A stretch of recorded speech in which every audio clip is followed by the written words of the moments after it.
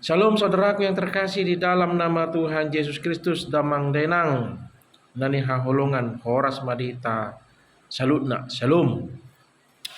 Saudaraku yang terkasih, jumpa lagi kita di video kita di channel kita, channel Bang Junjungan Traju, mengulas tentang pelayanan gereja ya. Tapi di sini kita bukan menggosip, tapi kita mencoba menumpahkan ide-ide dan mungkin kritik yang membangun untuk gereja-gereja ya, untuk gereja-gereja. Jadi kita bukan menggosip, tetapi justru kita ingin melalui channel ini kita bisa bertukar pikiran, diskusi melalui kolom-kolom komentar yang Bapak Ibu dan Mang Denang ikuti.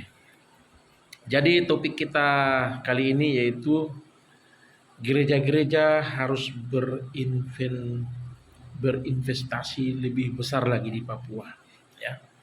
Jadi gereja-gereja harus lebih berinvestasi besar, mengarahkan segala upaya kekuatan daya untuk pelayanan dan pekabaran Injil di tanah Papua. Ini penting, ini penting. Sebelum kita lanjut, silahkan ya, sekiranya kalau bermanfaat dibagikan ke teman-teman video kita, berikan komentar di kolom komentar. Tentu harus menaati pedoman komunitas, berikan komentar yang baik, yang membangun, jangan bersifat merendahkan. Demikian. Jadi tonton terlebih dahulu baru berikan komentar. Saudaraku, kalau kita perhatikan berita-berita di media sosial, baik yang mainstream skala nasional ya maupun media-media sosial TikTok, YouTube, Facebook dan lain sebagainya, kita bisa melihat bagaimana situasi di tanah Papua yang tidak kondusif ya, yang tidak kondusif. Tidak kondusif di sini datang dari dua aspek. Ya, aspek pertama terjadi terjadi konflik ya antara bangsa dan negara atau pemerintah pusat dengan katakanlah organisasi yang ingin merdeka di sana. Itu yang pertama. Jadi konflik ini sangat meluas dan akibatnya pada akhirnya adalah masyarakat sipil di pedalaman, di pegunungan ya. Mereka terintimidasi. Jadi mungkin aparat yang ada di sana maksud dan tujuannya baik ya, untuk menjaga kestabilisan ya, atau agar stabil keamanan di sana, politik keamanan. Namun di sisi lain ada pergerakan-pergerakan organisasi yang ingin merdeka ya, yang melakukan juga gangguan-gangguan terhadap tenaga medis, tenaga pendidik yang datang dari provinsi-provinsi lain. Katakanlah yang viral saat ini yaitu bagaimana organisasi separatis itu atau kriminal itu melakukan penyerangan terhadap tenaga medis dan tenaga pendidikan yang melayani di pedalaman. Mereka sebagai PNS di pedalaman. Jadi ini konflik yang pertama ya, Jadi atas dan bawah lah istilahnya saya katakan ya, atas dan bawah. Jadi antara pemerintah yang sah, pemerintah kita dengan segelintir orang yang ingin melakukan gerakan-gerakan memisahkan diri. Jadi ini sangat mengganggu sekali akan ketertiban dan keamanan. Jadi proses kehidupan sosial untuk penanganan kesehatan dan pendidikan itu terganggu sekali karena mendapat intimidasi dari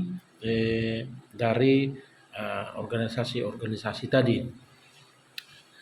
Pemerintah harus paham untuk mengatasi ini, seperti yang kita ikuti di medsos-medsos, bahwa mereka tidak puas karena penduduk lokal setempat juga memerlukan pekerjaan. Mengapa harus didatangkan dari provinsi lain? Demikian pernyataan mereka. Memang kalau kita simak dengan seksama, memang betul juga apa yang dilontarkan oleh pernyataan-pernyataan dari organisasi-organisasi Papua Merdeka itu. Mestinya memang pemerintah harus melakukan rekrutmen pegawai negeri untuk tenaga medis dan kesehatan itu, terutama untuk ditempatkan di pedalaman-pedalaman itu, harus yang betul-betul dari masyarakat lokal setempat.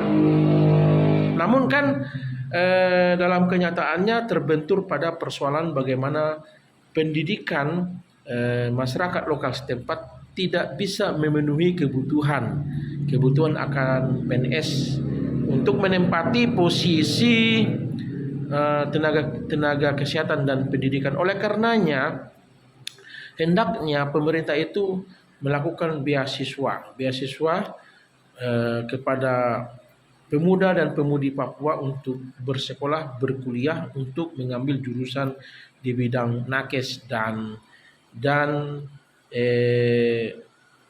pendidikan. Saya paham memang daerah Papua pedalaman pegunungan itu akses transportasinya sangat susah, sangat sulit karena alamnya.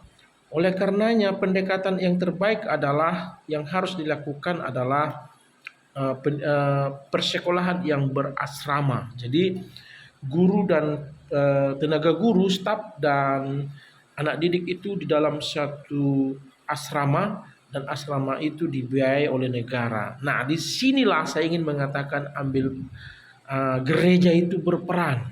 Ya, gereja harus berperan. Jadi jangan persekutuan gereja-gereja Indonesia PGI harus berperan. Kerahkan semua anggota PGI untuk berinvestasi di sana untuk pendidikan. Ya, diadakan pendidikan yang berasrama, sekolah-sekolah pendidikan tinggi yang berasrama, tenaga pengajarnya di situ, anak-anak didik di situ, mahasiswa di situ, dan dibiayai segala kebutuhan makanan dan biaya-biaya perkuliahan. Gereja harus ambil peran itu, ya. Jadi gereja jangan hanya memikirkan diri sendiri, dikumpulkan kolekte, persembahan, ucapan syukur dan lain sebagainya, hanya dihabiskan untuk kepentingan rutinitas. Ya, harus berpikir lebih besar. Bagaimana gereja, terutama anggota-anggota PGI itu bisa ambil bagian di dalam pelayanan di tanah Papua dengan masif, gitu ya, dengan gerakan yang luar biasa. Supaya apa? Supaya memenangkan jiwa-jiwa. Jangan sampai terjadi masyarakat Papua berpindah iman, ya. Berpindah iman secara moral. PGI, gereja-gereja, terutama anggota PGI, sekali lagi berinvestasilah kita besar-besaran di tanah Papua, supaya masyarakat Papua itu bangkit setara dengan suku-suku lain yang ada di Indonesia. Ya, mereka bisa menempati posisi-posisi tenaga medis, tenaga pengajar yang ada di pedalaman, sehingga tidak perlu lagi didatangkan dari provinsi-provinsi lain. Gereja ambil bagian, ya, kerjasama dengan pemerintah ambil bagian. Itu yang pertama. Yang kedua, kalau kita perhatikan juga di aplikasi-aplikasi media sosial, kita bisa melihat bagaimana mereka melakukan perang antar suku. Perang antar suku, cara berpakaiannya yang belum layak. Ya. Yang lucunya ada satu video ketika mereka berhadap-hadapan sambil memegang tombak dan panah. Terjadi percakapan dan dialog jarak jauh dengan suara nyaring, diawali dengan kata salum. Bayangkan, mau berperang menggunakan kata salum. Gereja, terutama anggota PGI harus bergerak di sana, investasi besar-besaran supaya Injil Kristus itu betul-betul menerangi hati dan pikiran masyarakat Papua, supaya bisa meninggalkan adat istiadat yang bertentangan dengan kebenaran firman Tuhan. Ya. Orang Batak juga demikian adat istiadatnya. Ya. Tetapi karena firman Tuhan datang sehingga orang Batak bisa diterangi hati dan pikirannya, sehingga adat yang dikerjakan adalah adat yang mempermuliakan nama Tuhan. Jangan diperdebatkan teman-teman. Ya, saya tidak mau menjas ya. Jadi orang Batak itu menikmati terang surgawi dari firman Tuhan, sehingga adat istiadatnya menjadi adat istiadat yang mempermuliakan nama Tuhan dan bisa membangun hubungan antar antar masyarakat di tanah Batak menjadi humanis. Karena apa? Karena pemberitaan firman Injil Kristus. Demikianlah halnya di tanah Papua. Gereja-gereja harus bergerak di sana. Terang firman Tuhan harus menerangi hati dan pikiran masyarakat Papua sehingga mereka tercerahkan, ya, hidup dalam hidup yang baru bersama dengan Kristus, saling mengasihi, apalagi di sana mayoritas Kristen, Katolik dan Protestan. Sayang sekali, ya, berpuluh-puluh tahun mereka sudah sebenarnya menjadi Kristen, tapi belum tercerahkan. Karena apa? Gereja-gereja tidak lagi melakukan misi pekabaran Injil sebagai tahap lanjutan di tanah Papua. Ayo, PGI, gerakkan semua anggotamu supaya melakukan penginjilan di sana, supaya Injil betul-betul berurat berakar di tanah Papua, sehingga bisa merubah cara pikir paradigma saudara kita yang ada di Papua. Ajari mereka cara berpakaian, khusus yang ada di pedalaman dan pegunungan. Ya, ajari gereja harus membagi pakaian. Pakaian kemeja seperti ini dibagikan untuk ibadah. Diajarkan cara mandinya, diajarkan bagaimana menjaga kesehatan, sanitasi dan lain sebagainya. Diajarkan, gereja harus tampil di sana. Ya, gereja harus betul-betul hadir di tanah Papua supaya peperangan antar suku itu tidak terjadi lagi. Ya, peperangan antar suku itu tidak terjadi lagi. Tetapi biarlah terjadi cara dan paradigma berpikir yang sesuai dengan kebenaran firman Tuhan. Jadi sekali lagi PGI, anggotamu, ya, gereja-gereja yang bernaung di PGI, ayolah berinvestasi besar-besar di tanah Papua. Lakukan penginjilan, ya, bagikan Alkitab, bagikan pakaian, ya, bagikan logistik yang lain. Seperti itu. Bergerak kita di sana. Ya. Jadi harus bergerak di bidang pendidikan. Pendidikan yang berasrama, persekolahan yang berasrama. Jadi anak-anak yang jauh dari gunung-gunung dikumpulkan di sana. Memang sudah ada di sana, tetapi tidak merata, ya, tidak merata. Saya tahu, saya ada di sana persekolahan-persekolahan yang berasrama, tetapi tidak merata. Ya, hendaknya lebih banyak lagi sekolah-sekolah berasrama yang didirikan oleh gereja dan orang-orang Kristen. Saudaraku yang terkasih, ya, sebenarnya gereja memiliki sumber daya yang sangat besar. Memiliki sumber daya yang sangat besar. Jemaat-jemaat gereja-gereja apapun sangat bersemangat memberikan yang terbaik melalui persembahan kolektif. Ya, ucapan syukur untuk gereja-gereja. Tapi gereja-gereja hanya memikirkan diri sendiri, yang kontrak lah, yang bayar ini itulah. Ya, lupa melakukan penginjilan. Ya, terutama di tanah Papua. Mereka sudah menjadi Kristen. Enak melakukan pekabaran Injil di sana karena mereka sesungguhnya sudah menjadi Kristen. Jangan biarkan mereka. Ya. Ya, anggota-anggota PGI, jangan biarkan mereka. Ya. Jangan sumber daya keuangan di gereja itu hanya untuk rutinitas. Ya. habis hanya untuk rutinitas. Ya. Keuangan gereja hanya untuk rutinitas.